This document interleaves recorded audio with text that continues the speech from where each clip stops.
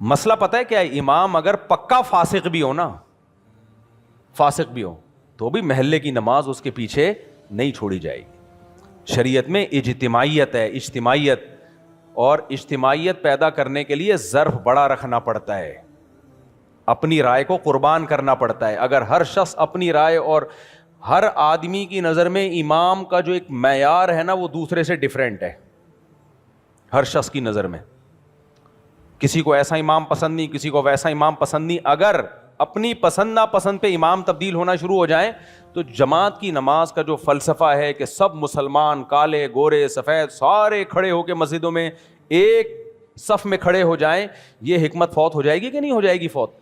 کسی کو امام کی آواز پسند نہیں آتی، کسی کو امام کی قرات پسند نہیں آتی، کسی کو امام کی شکل پسند نہیں آتی، کسی کو امام کا چلنا پسند نہیں آتا۔ اسلام نے بولا ہے بھائی اجتماعیت دیکھی جائے گی، اجتماعیت کی خاطر اپنی انفرادی رائے کو قربان کیا جائے گا۔ مسجدوں میں کچھ پنچایتی ہمیشہ سے ہوتے ہیں جن کو امام اچھا نہیں لگتا، آ کے پوچھتے ہیں امام میں یہ ہے، امام میں یہ۔ بھائی آپ کو نماز مسجد میں آ کے جماعت سے پڑھنی ہے، امام آپ کو اچھا لگے یا امام آپ کو اچھا نہ لگے۔ کیوں؟ اجتماعیت اس وقت تک قائم رکھنا ممکن نہیں ہے جب تک آپ اپنی رائے کو قربان نہ کر دیں۔ جوڑ پیدا کرنے کے لیے اپنی رائے سے پیچھے ہٹنا پڑتا ہے۔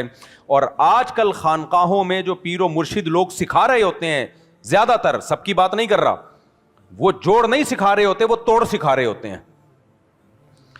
کوئی کسی پیر سے جا کے بیعت ہو جائے نا، سب سے پہلے اپنی مسجد کے امام کے کیڑے نکالنا شروع کر دیتا ہے، کیونکہ وہاں پیر کو دیکھتا ہے، وہ تقوی کا جو ان کا معیار ہے، وہ تو نظر خرامہ خرامہ چل رہے ہیں، اور ایسے وہ امام کو دیکھتا ہے تو سب سے پہلے کہاں کیڑے نکالتا ہے؟